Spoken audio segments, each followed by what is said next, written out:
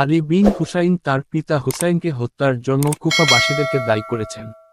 শিয়া ঐতিহাসিক ইয়াকুবি বলেন, আলী বিন হুসাইন যখন কুফায় প্রবেশ করলেন তখন দেখলেন কুফার মহিলারা হুসাইন হত্যার বেদনায় ক্রন্দন এবং বিলাপ করছে।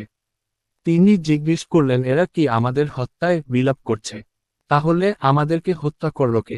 অর্থাৎ তারা ব্যতীত আমাদের পরিবারের লোক ও আত্মীয়দেরকে অন্য কেউ হত্যা করেনি। দেখুন তারিখে ইয়াকুবে 1 235। উপরে বর্ণিত পৃষ্ঠার নাম্বার সহ তাদের কিতাবগুলোর তথ্য প্রমাণ করে যে, যারা নিজেদেরকে হুসাইনের সমর্থক ও প্রেমিক বলে দাবি করেন, তারাই তাকে হত্যা করেছেন। অতঃপর এই মারাত্মক অপরাধের জ্বালা অন্তর থেকে দূর করার জন্য তারাই পরবর্তীতে কেঁদে বুক ভাসিয়েছেন এবং যাদের কান্না আসেনি, তারাও অযথা কান্নার ভান করেছেন। এই খেলা তামাশা যুগ যুগ ধরে চলে আসছে এবং এখনও চলছে। তাদের অনুসারীরা এখনও হুসাইনের জানাজা বহন করছেন। হুসাইনের মৃত্যুতে রোদন করা যদি আহলে বাইতের প্রতি তাদের প্রকৃত ভালোবাসার প্রমাণ হয়, তাহলে তারা হামজা, রাহ এর মৃত্যুতে রোদন করে না কেন? হুসাইনের উপর তাদের এই কান্না যদি আহলে বাইতের প্রতি অগাধ ভালোবাসার কারণেই হতো, তাহলে শহীদদের সর্দার রাসূলের চাচা হামজা, রাহ এর মৃত্যুতেও তারা ক্রন্দন করত। তাকে যে নির্মমভাবে ও পাশবিকতার হত্যা করা হয়েছে, হুসাইন হত্যার পাশবিকতার চেয়ে তা কোন অংশে কম নয়। শায়াদ হামজাকে হত্যা করে তার পেট ফেরে কলিজা বের করা হয়েছে। তারা কেন এই হত্যাকাণ্ডের জন্য বাৎসরিক মাতম করে না? তাদের বুক ও চেহারায় আঘাত করে না কেন? কাপড় টেনে ছিঁড়ে না কেন? প্রতি বছর যখন উহুদ যুদ্ধের দিন ও তারিখ আসে তখন তলোয়ার খেলায় মেতে ওঠে না কেন? সায়াদ হামজা, রাহ কি আহলে বাইতের একজন সম্মানিত সদস্য নন? এখানেই শেষ নয়, রাসূলের মৃত্যুর চেয়ে অধিক বড় কোন মুসিবত আছে কি? তার মৃত্যুতে তাদের ক্রন্দন ও মাতম কোথায়? সচেতন পাঠকদেরকেই এসব প্রশ্নের উত্তর খুঁজে বের করে নিতে হবে এবং কারো আকীদায় ত্রুটি থাকলে লেখাটি পড়েই তা সংশোধন করে নিতে হবে। অবস্থার দৃষ্টে মনে হচ্ছে, তাদের কাছে হুসাইনি সকলের চেয়ে শ্রেষ্ঠ। কী কারণে তাদের কাছে এত প্রিয়? উত্তর পূর্বে উল্লেখ করেছি। সেটি আসল কারণ। না ইমাম হুসাইন কর্তৃক একজন পারস্য মহিলাকে বিয়ে করেছিলেন, তাই এত ভালোবাসা। উভয়টি এর কারণ হতে মানা কোথায়? হুসাইন ও তার পিতা আলী বিন আবু তালিব সম্পর্কে তাদের অন্যান্য আকীদা বিশ্বাসের দিকে না গিয়ে এখানেই ছেড়ে দিলাম। 17 হুসাইনরা এর মাথা কোথায় গিয়েছিল? দামেস্কে ইয়াজিদের দরবারে হুসাইনের মাথা প্রেরণের বর্ণনা সহিহ সূত্রে প্রমাণিত হয়নি। বিশুদ্ধ কথা হচ্ছে, তিনি কারবালার প্রান্তরে শহীদ হয়েছেন। তার সম্মানিত মাথা কুফার গভর্নর উবাইদুল্লাহ বিন জিয়াদের কাছে নিয়ে যাওয়া হয়।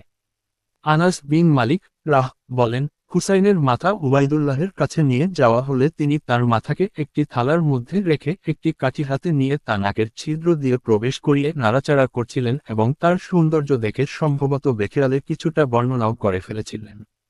হাদিসের শেষের দিকে আনাস রাহ বলেন, হুসাইন রাহ ছিলেন রাসূল সাল্লাল্লাহু আলাইহি ওয়াসাল্লামের সাথে সবচেয়ে বেশি সাদৃশ্যপূর্ণ। বুখারী। অন্য বর্ণনায় আছে, আনাস রাহ বলেন, আমি উবাইদুল্লাহকে বললাম, তোমার হাতের কাঠি হুসাইনের মাথা থেকে উঠিয়ে ফেল। কারণ আমি তোমার কাঠি রাখার স্থানে রাসূলের পবিত্র মুখ দিয়ে চুমু খেতে দেখেছি। এতে কাঠি সংকুচিত হয়ে গেল। দেখুন, ফতহুল বারী 7/96। সুতরাং দেখা যাচ্ছে, এরপর কোথায় হুসাইনের কবর হয়েছে এবং তার মাথা কোথায় গিয়েছে, তা সঠিক সূত্রের মাধ্যমে জানা যায়নি। প্রকৃত ও সঠিক জ্ঞান আল্লাহর নিকটেই। যেমন কর্ম তেমন ফল। পরবর্তীতে আল আশতার নাখুইর হাতে উবাইদুল্লাহ বিন জিয়াদ নির্মমভাবে নিহত হন। যখন নিহত হলেন তখন তার মাথা দেহ থেকে বিচ্ছিন্ন করে মসজিদে রাখা হলো। তখন দেখা গেল একটি সাপ এসে মাথার চারপাশে ঘুরছে। পরিশেষে উবাইদুল্লাহ বিন জিয়াদের নাকের ছিদ্র দিয়ে প্রবেশ করে মুখ দিয়ে বের হলো। পুনরায় মুখ দিয়ে প্রবেশ করে নাকের ছিদ্র দিয়ে 3বার বের হতে দেখা গেল। দেখুন, তিরমিজি, ইয়াকুব বিন সুফিয়ান। 19 ইয়াজিদ সম্পর্কে একজন মুসলিমের ধারণা কেমন হওয়া উচিত? তাফসির, হাদিস, আকীদাহ এবং ইতিহাস ও জীবনীর কিতাবগুলো অধ্যয়ন করে যতদূর জানতে পেরেছি, তাতে দেখা যায় সালফে সালেহিনের নিকট গ্রহণযোগ্য এবং অনুকরণীয় কোন ইমামের কিতাবে ইয়াজিদের উপর লানত করা বৈধ হওয়ার কথা আজ পর্যন্ত খুঁজে পায়নি। কেউ তার নামের শেষে রাহিমাহুল্লাহ বা লানাহুল্লাহে দুটি বাক্যের কোনটি উল্লেখ করেননি। সুতরাং তিনি যেহেতু তার আমল নিয়ে চলে গেছেন, তাই তার ব্যাপারে আমাদের জবান দরাজ করা ঠিক নয়। তাকে গালাগালি করাতে আমাদের ক্ষতি ছাড়া আর কিছু অর্জিত হবে না। তার আমল নিয়ে তিনি চলে গেছেন। আমাদের আমলের হিসাব আমাদেরকেই দিতে হবে। তার ভালো মন্দ আমলের হিসাব তিনিই দিবেন। ইমাম জাহাবি ইয়াজিদের ব্যাপারে বলেন, অর্থাৎ আমরা তাকে গালি দিব না এবং ভালোবাসব না। মদ পান করা, বানর নিয়ে খেলা করা, ফাহেসা কাজ করা এবং আরও যে সমস্ত পাপ কাজের অপবাদ ইয়াজিদের প্রতি দেয়া হয় তা সহিহ সূত্রে প্রমাণিত নয়। তবে তার চেয়ে হুসাইন যে বহুগুণে শ্রেষ্ঠ ছিলেন তাতে কোন সন্দেহ নেই। সুতরাং তিনি মুসলিম ছিলেন। তার জীবনের শেষ মুহূর্তে আমরা যেহেতু উপস্থিত ছিলাম না, তাই তার ব্যাপারটি আল্লাহর উপর ছেড়ে দেয়াই অধিক নিরাপদ। তাছাড়া বুখারী শরীফের একটি হাদিসে তার ক্ষমা পাওয়ার প্রতি ইঙ্গিত পাওয়া যায়। সেখানে আছে যে, রাসূল সাল্লাল্লাহু আলাইহি ওয়াসাল্লাম বলেন, আমার উম্মতের একটি দল কুস্তুনতিনিয়ায় যুদ্ধ করবে। তাদেরকে ক্ষমা করা দেয়া হবে। জানা যাচ্ছে, ইয়াজিদ বিন মুয়াবিয়া ছিলেন সেই যুদ্ধের সেনাপতি। আর হুসাইন তাতে সাধারণ সৈনিক হিসেবে শরিক ছিলেন। সুতরাং ইয়াজিদও ক্ষমায় শামিল হতে পারে। আল্লাহই ভালো জানেন।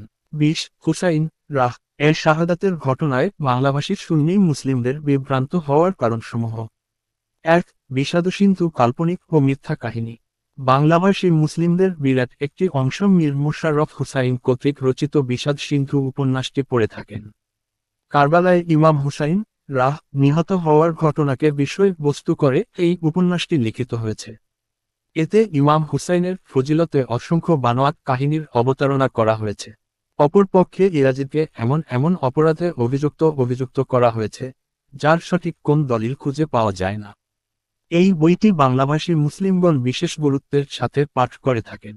পরিতাপের বিষয় হল আমাদের দেশের শিক্ষা প্রতিষ্ঠানগুলোর সিলেবাসের বাংলা সাহিত্য বইয়েও প্রবন্ধ আকারে বিষাদ সিন্ধু থেকে নির্বাচন করে বেশ কিছু নির্ধারণ করা হয়েছে। এসব পড়ে ও শুনে মুসলিম ছাত্রগণ কারবালার ঘটনা সম্পর্কে ভুল ধারণা নিয়ে গড়ে উঠছে। দাখিল শ্রেণীতে পড়ার সময় আমাদের বাংলা সাহিত্য বই হায়রের অর্থ নামে একটি প্রবন্ধ ছিল। এই প্রবন্ধে ইয়াজিদকে যে সমস্ত দোষে দোষারোপ করা হয়েছে তা পাঠ করে বিভ্রান্তি বেঁচে থাকা খুবই কঠিন। কারণ এগুলোকে এমনভাবে সাজিয়ে গুছিয়ে সাহিত্যিক মান দিয়ে লেখা হয়েছে তা খুবই আকর্ষণীয়। সুতরাং কারবালার ব্যাপারে সুন্নি মুসলিমদের ভিতরে ভুল ধারণা প্রবেশের অন্যতম একটি কারণ। 2. সরকারি কর্মসূচি ও তৎপরতা। মুহররম ও আশুরা উপলক্ষে আমাদের দেশের সকল সরকারি তার নিয়ন্ত্রিত রেডিও, টেলিভিশন এবং অন্যান্য গণমাধ্যমে বিশেষ কর্মসূচি ও অনুষ্ঠানমালা প্রচার করে থাকে। এই দিন সরকারি ছুটি থাকে। রাষ্ট্রপতি, প্রধানমন্ত্রী এবং বিরোধী দলীয় নেতা নেত্রীদের বাণীও প্রচার করা হয় এই মাধ্যমগুলো। ইয়াজিদের প্রতি দোষারোপ ও ইমাম হুসাইনের প্রশংসাই থাকে এগুলোর মূল বিষয়। এ কথা ঠিক যে, যারা হুসাইন রাহ কে হত্যা করেছে তারা স্বৈরাচারী, জালেম ও পৈশাচিক নরপশুর চেয়েও অধম ছিল। তাই বলে যুগ যুগ ধরে বিষয়টি নিয়ে বাড়াবাড়ি করা ঠিক নয়। আরও উল্লেখ করা হয় যে, কারবালায় মুহররম মাসের 10 তারিখে স্বৈরাচারী ও পৈশাচিক নরপশুর হাতের রাসূলের পবিত্র দৌহিত্র ইমাম হুসাইনের শাহাদতকে কেন্দ্র করেই এদিনটি মুসলিম উম্মার নিকট একটি পবিত্র দিন হিসাবে স্বীকৃতি পেয়েছে। সুতরাং তাদের ভাষায় এটি একটি ধর্মীয় পবিত্র দিন। তারা কথাটি একবারের জন্য উচ্চারণ করে না যে, আশুরার দিনটি ইসলামের বহু যুগ আগে থেকেই ফজিলতপূর্ণ ও পবিত্র। আল্লাহর নবী মুসা এই প্রথম এই দিনে ফেরাউনের কবল থেকে মুক্তি পেয়ে আল্লাহর শুকরিয়া স্বরূপ রোজা রেখেছেন। পরবর্তীতে আমাদের নবী সাল্লাল্লাহু আলাইহি ওয়াসাল্লাম এর উপর জোর দিয়েছেন। তাছাড়া মুহররমের 10 তারিখে আল্লাহ তাআলা আরও বেশ কিছু গুরুত্বপূর্ণ ঘটনা ঘটিয়েছেন, সে সম্পর্কে এরা কোন ইঙ্গিতই করে না। তারা এটি জানেন না যে, ইমাম হুসাইন রাহ শহীদ হয়েছেন 61 হিজরির মুহররম মাসের 10 তারিখে আর আল্লাহর রাসূল সাল্লাল্লাহু আলাইহি ওয়াসাল্লাম ইন্তেকাল করেছেন 11 হিজরি সালে।